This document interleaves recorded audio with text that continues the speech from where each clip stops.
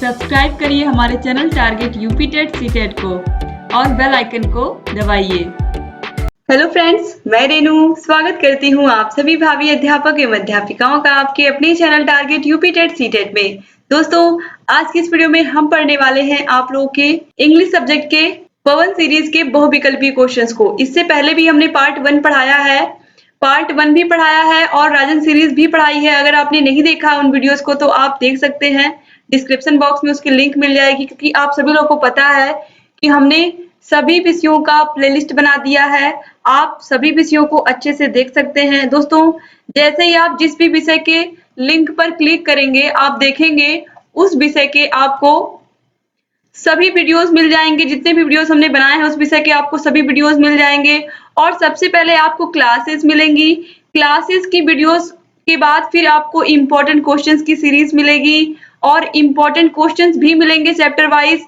और पवन सीरीज राजन सीरीज के भी क्वेश्चंस के साथ साथ आपको प्रीवियस ईयर क्वेश्चन पेपर्स भी मिलेंगे।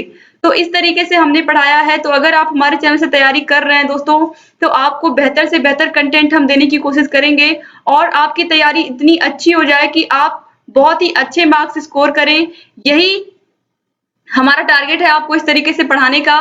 तो आप लोग अगर क्लासेस को अटेंड करते हैं, अगर नोट्स बनाने का टाइम नहीं है तो आप क्लासेस तो अटेंड कर ही सकते हैं। अच्छे से क्लासेस अटेंड करिए, सभी इंपॉर्टेंट क्वेश्चंस को देखिए चैप्टर वाइज, सभी सीरीज को पढ़िए और उसके बाद आप प्रीवियस ईयर क्वेश्चन पेपर्स को भी जब सॉल्व करेंगे तो आपकी स्टडी सबसे बेस्ट होगी। और जब स्टडी सबसे बेस्ट रहेगी तो मार्क्स भी तो सबसे बेस्ट मिलेंगे।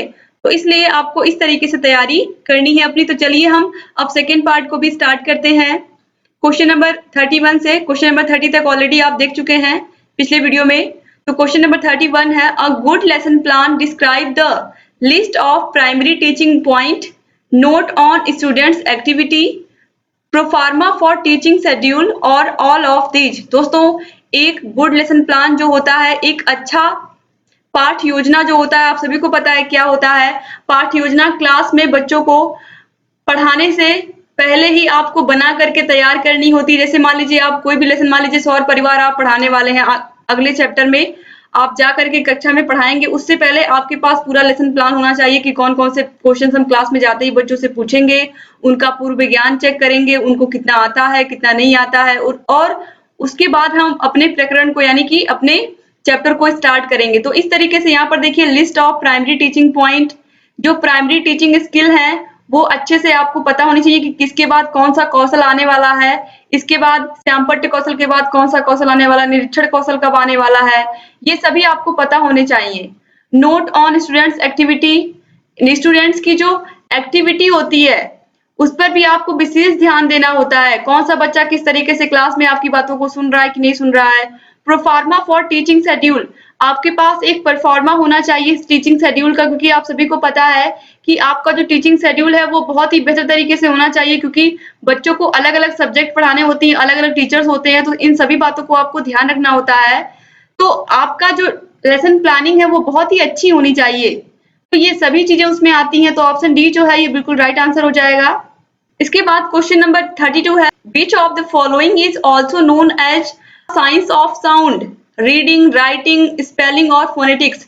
दोस्तों, ये क्वेश्चन मैं ऑलरेडी बता चुकी हूँ आपको कि साइंस ऑफ साउंड किसे कहते हैं, फोनेटिक्स को कहते हैं। ऑप्शन डी बिल्कुल सही है, phonetics is the science of sound. 2015 में पूछा भी गया है।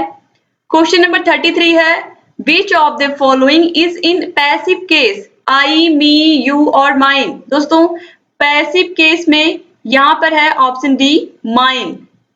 क्वेश्चन नंबर 34 है, which letter is silent in the word gnat, GNAT। Right answer है दोस्तों ऑप्शन ए, जी। जी क्या इसमें साइलेंट है, यानी कि इसको हम क्या पढ़ेंगे, नेट पढ़ेंगे, जी को साइलेंट रखेंगे। क्वेश्चन नंबर 35 है, the structural approach relates to word pattern, sentence pattern, both A and B और लेटर पैटर्न। राइट आंसर दोस्तों है word pattern and sentence pattern, यानी कि दोनों ही राइट आंसर हैं। तो ऑप्शन सी बिल्कुल सही है। क्वेश्चन नंबर 36 है, Friday is the dash day of the week, third, fourth, fifth और सिक्स। दोस्तों, आपको संडे से काउंटिंग करनी है। Sunday, Monday, Tuesday, Wednesday, Thursday, Friday, Saturday. तो संडे से आप काउंटिंग करोगे तो फ्राइडे यहाँ पर पूछ रहा है, संडे 1 हो गया, मंडे 2 हो गया, ट्यूसडे 3 हो गया, वेंसडे 4 हो गया, थर्सडे 5 हो गया और फ्राइडे 6 हो गया। तो यहाँ पर आप देखेंगे फ्राइडे जो है ये 6th डे है वीक का, तो यहाँ पर आप क्या लिखोगे, Friday is the 6th day of the week. दोस्तों राजन सीरीज में गलत दिया है, वहां पर 5th दिया है, लेकिन जब आप इंग्लिश में जब आप नाम लेते हो दिनों का तो आप संडे से स्टार्ट करते हो, लेकिन अगर आप हिंदी में बोलते हो तो आप सोमवार, मंगलवार, बुधवार आप इस तरीके से काउंटिंग करते हो। लेकिन अगर इंग्लिश की बात करूं मैं तो आप संडे से ही स्टार्ट करते हो, संडे, मंडे, ट्यूसडे, वेडनेसडे। तो अगर हम इसको देखते हैं तो इसके अकॉर्डिंग यहाँ पर राइट आंसर क्या होगा, संडे से अगर हम स्टार्ट करते हैं वीक को तो राइट आंसर 6 ही होगा। तो ऑप्शन डी जो है ये बिल्कुल राइट आंसर हो गया। ठीक है, तो आपको भी समझ में आ गया होगा कैसे ऑप्शन डी बिल्कुल सही है। तो याद रखिएगा आप इस तरीके से आप संडे, मंडे, ट्यूसडे इस तरीके से आप लिख लेंगे एक तरीके से, तो आपका कभी गलत भी नहीं होगा, कोई भी क्वेश्चन एग्जाम में आएगा अगर तो। क्वेश्चन नंबर 37 है, हु इन्वेंटेड बाइलिंगुअल मेथड। ये क्वेश्चन तो सबसे अधिक बार अब तक आ चुका है। सीजे डॉटसन, नेस्फील्ड, रैन और शाह। राइट आंसर है option A, CJ Dodson. Question number 38 है, which of the following is the possessive case? I, whom, who और whose। राइट आंसर है option D, whose। Question number 39 है, which letters are the silent in the word we shall. दोस्तों we shall की spelling अगर आप देखोगे तो विशल WISLE विशल आएगा। इसमें साइलेंट क्या रह गया, H और T इसमें साइलेंट रह गया, यानी कि H और T। आप विशल बोल के देखिए, आप देखोगे कि H का प्रोनाउंसिएशन नहीं हो रहा है, T का प्रोनाउंसिएशन नहीं हो रहा है। तो इसलिए यहाँ पर ऑप्शंस में H और T कहाँ पर दिया हुआ है, ऑप्शन बी में दिया हुआ है। राइट आंसर हो जाएगा ऑप्शन बी। क्वेश्चन नंबर 40 है, which of the following words is adjective? Choose, chooser, choosy या फिर चूजली। दोस्तों यहाँ पर चूज जो होता है, चूज मतलब किसी बहुत सारे सामानों में से आपको कुछ चूज करना, यानी कि उसमें से कुछ चुनना है, तो ये हो जाएगा वर्ब। चूजर जो है, चूजर नाउन होता है, ठीक है, ये नाउन हो जाएगा। इसके बाद ऑप्शन सी है चूजी। जैसे हम बोलते हैं किसी किसी को ही इज वेरी चूजी, यानी कि वो पर्सन बहुत ही चूजी है, उसे जल्दी कोई चीजें पसंद नहीं आती हैं, बहुत ही रेयर केस में कुछ वो व्यक्ति पसंद करता है। तो चूजी पर्सन यानी कि उस व्यक्ति की विशेषता बता रहा है कि वो व्यक्ति बहुत ही चूजी है। तो यहाँ पर राइट आंसर हो जाएगा ऑप्शन सी, चूजी। इसके बाद क्वेश्चन नंबर 41 है, find out the correctly spelled word. Monday की स्पेलिंग भी गलत है, सैटरडे की भी स्पेलिंग गलत है, ट्यूसडे की भी स्पेलिंग गलत है। यहाँ पर राइट आंसर है ऑप्शन डी, वेडनेसडे। वेडनेसडे की स्पेलिंग बिल्कुल सही है, WEDNESDAY। वेडनेसडे बिल्कुल सही है यहाँ पर।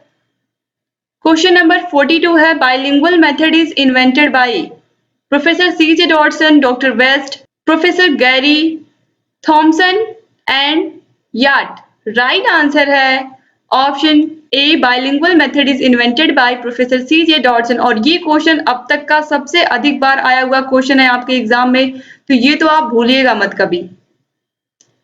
क्वेश्चन नंबर 43 पर आते हैं, doctor West method is also known as play method, practical method, reading method और इंडक्टिव मेथड। दोस्तों डॉक्टर वेस्ट मेथड को हम इंडक्टिव मेथड के नाम से भी जानते हैं। क्वेश्चन नंबर 44 है, choose the correct article. B decided to stay dash hotel in the centre of the town. यहाँ पर हम क्या फिल करेंगे, ए, एन, द और सम। ए का प्रयोग या एन का प्रयोग या फिर द का प्रयोग या फिर सम का प्रयोग, क्या करेंगे यहाँ पर हम। दोस्तों B decided to stay at the hotel in the centre of the town, तो यहाँ पर हम फिल कर देंगे the. B decided to stay at the hotel in the centre of the town, तो ऑप्शन सी बिल्कुल राइट आंसर हो जाएगा। क्वेश्चन नंबर 45 है, choose the correct verb. Each boy and each girl dash punished. मैंने आपको समझाया था, राजन series में भी ये क्वेश्चन आया था कि ईच बॉय, जब ईच बॉय की बात होगी, प्रत्येक लड़का, एक एक लड़के की बात हो रही है। ईच गर्ल, एक एक लड़की की बात हो रही है, पर्टिकुलर पर्सनली एक एक बच्चे की अगर बात होगी तो वहां पर हम किसका प्रयोग करेंगे, वाज का, वर का, इज का या आर का। तो दोस्तों पहले बात तो आर और वर आप भूल जाइए, क्योंकि ये सिंगुलर वर्ब की बात हो रही है यहाँ पर। क्यों? क्योंकि each boy each girl singular noun का यूज हो रहा है। जब एक एक बच्चे की बात होगी तो सिंगुलर नाउन होगा, चाहे लड़की हो चाहे लड़का हो, एक एक की बात होगी तो सिंगुलर नाउन होगा, तो सिंगुलर नाउन के साथ सिंगुलर हेल्पिंग वर्ब भी आएगा।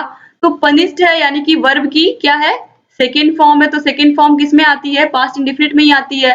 तो यहाँ पर क्या लगेगा, ऑप्शन ए वॉज, यानी कि each boy and each girl was punished. याद रखिएगा आप, ईच और ईच के साथ हमेशा क्या आता है, सिंगुलर हेल्पिंग वर्ब आता है।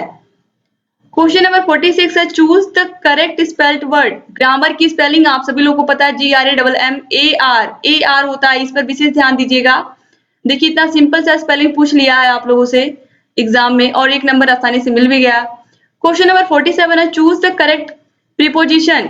I came dash his request. दोस्तों रिक्वेस्ट से पहले आएगा यहाँ पर, पहले हम देख लेते हैं ऑप्शंस को, ऑन, एट, ऑफ और बाय।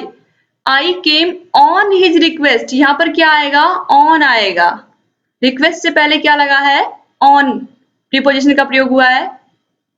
और यहाँ पर आंसर गलत दिया हुआ है, ऑप्शन बी दिया हुआ है, I came on his request. Question number 48 है, choose the correct article. He became dash great man, a and the और both A and an. Right answer है he became a great man. ठीक है। Question number 49 है, rearrange the following words. Today nature man is playing with, इसे हमें क्या करना है, अरेंज करना है। तो हम यहाँ पर देखिए ऑप्शन ए के अकॉर्डिंग अगर हम अरेंज करते हैं, मैन इज, उसके बाद ए है टुडे, उसके बाद डी है प्लेइंग विथ और फिर बी है नेचर, यानी कि man is today playing with nature. क्या बनेगा यहाँ पर दोस्तों, अगर हम ऑप्शन ए के अकॉर्डिंग चलते हैं तो सबसे पहले यहाँ पर हो जाएगा man is today playing with nature.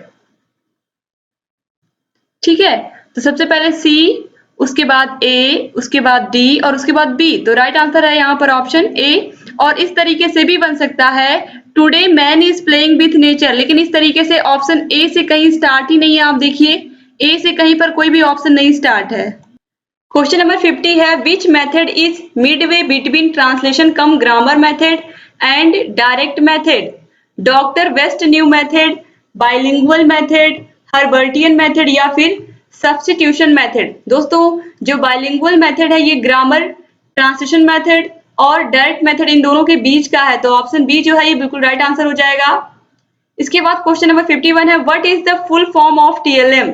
Teaching learning material, आप सभी लोगों को पता है टीचिंग लर्निंग मटेरियल, यानी कि ऑप्शन सी जो है ये बिल्कुल राइट आंसर है।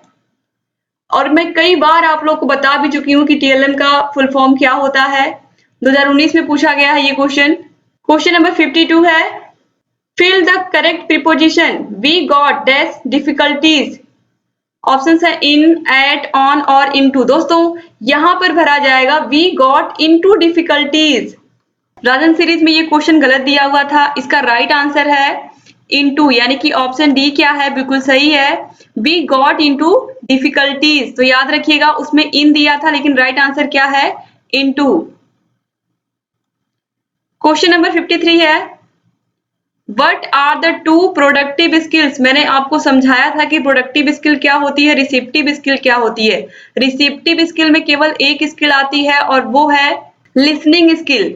जब हम बोलते हैं, जब हम सुनते हैं, दोस्तों लिसनिंग का मतलब क्या होता है, सुनना, किसी की बात को हम सुनते हैं तो हम रिसीव करते हैं, मैसेज को रिसीव करते हैं, उसे हम कहते हैं रिसीव करना।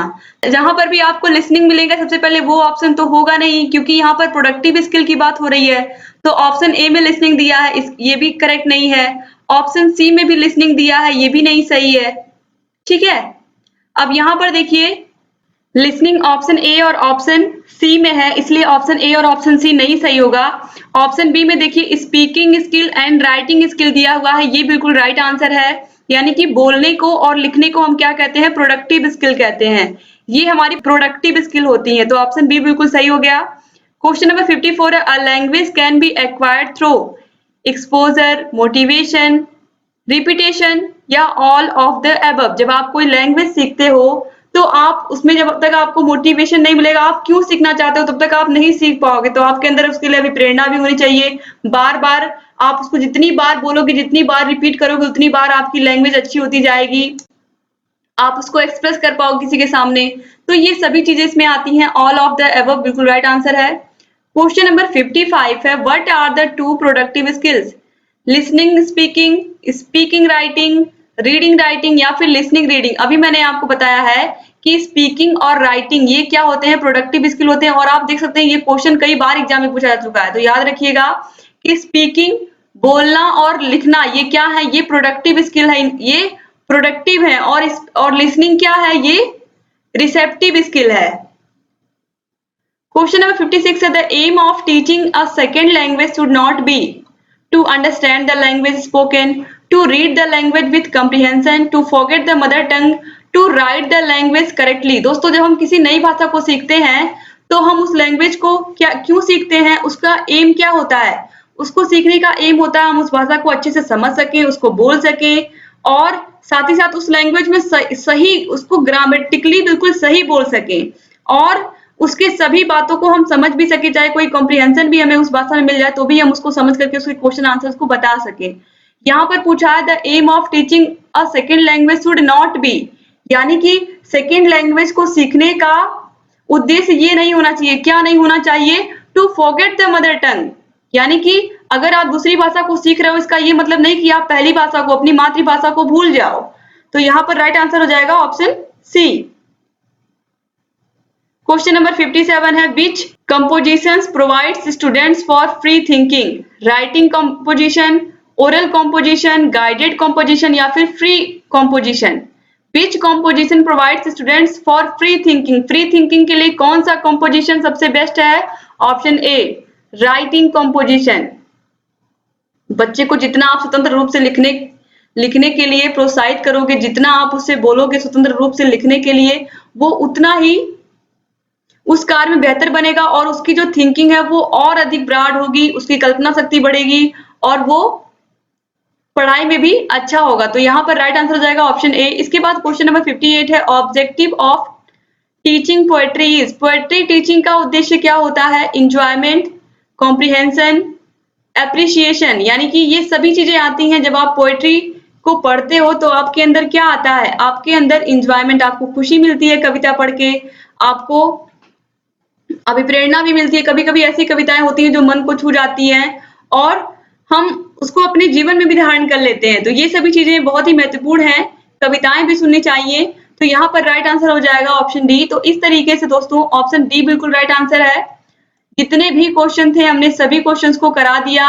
उम्मीद करती हूँ कि वीडियो आपको अच्छा लगा होगा। अगर वीडियो अच्छा लगा तो प्लीज वीडियो को लाइक कर दीजिए। आप लोग लाइक करने में कंजूसी मत किया करिए और कमेंट भी जरूर कर दिया करिए, क्योंकि आपके लाइक, आपके कमेंट हमें बहुत बहुत मोटिवेट करते हैं लगातार अच्छे अच्छे वीडियोस बनाने के लिए। और दोस्तों मैंने ऑलरेडी शुरू में ही बताया है कि हमने सभी विषयों का, ऑल सब्जेक्ट का आपके प्लेलिस्ट बना दिया है। आपको सभी विषयों के प्लेलिस्ट की लिंक डिस्क्रिप्शन बॉक्स में मिलेगी, साथ ही कमेंट बॉक्स में भी आपको सभी विषयों के प्लेलिस्ट की लिंक मिल जाएगी। कमेंट बॉक्स में आप जाएंगे तो वहां पर भी आपको सभी विषयों के प्लेलिस्ट की लिंक मिलेगी। साथ ही टेलीग्राम चैनल की भी लिंक मिलेगी। टेलीग्राम चैनल को भी जरूर ज्वाइन कर लीजिए आप लोग। और जहां कहीं भी कोई भी दिक्कत है आप हमसे पूछिए, हम आपकी सभी समस्याओं का समाधान करेंगे और लगातार आप लोगों के लिए बेहतर से बेहतर स्टडी मटेरियल लेकर के आते रहेंगे। बस आप ऐसे ही हमारे चैनल से बने रहिए, सभी वीडियोस को देखते हुए रहिए और जहां कहीं भी कोई भी समस्या हमसे पूछते रहिए। दोस्तों यहाँ पर साइड में आपको आई बटन दिख रहा होगा, यहाँ पर आप जैसे ही क्लिक करेंगे आपको सभी विषयों के प्लेलिस्ट की लिंक यहाँ पर दिखाई देगी और आप उस पर क्लिक करके सभी विषयों को हमारे देख सकते हैं। सभी विषयों के सबसे पहले आप क्लासेस मिलेंगी, उसके बाद इंपॉर्टेंट क्वेश्चंस मिलेंगे, सीरीज मिलेगी, सभी चीजें आपको मिलेंगी और आसानी से आप बेहतर स्टडी मटेरियल को पढ़ करके एग्जाम के लिए बेहतर प्रिपरेशन कर सकते हैं। तो एक बार फिर से आप सभी का बहुत बहुत धन्यवाद। मिलते हैं नेक्स्ट वीडियो में, तब तक अपना ख्याल रखिएगा, अपने परिवार का ख्याल रखिएगा और ऐसे ही हमारे चैनल से बने रहिएगा। जय हिंद दोस्तों।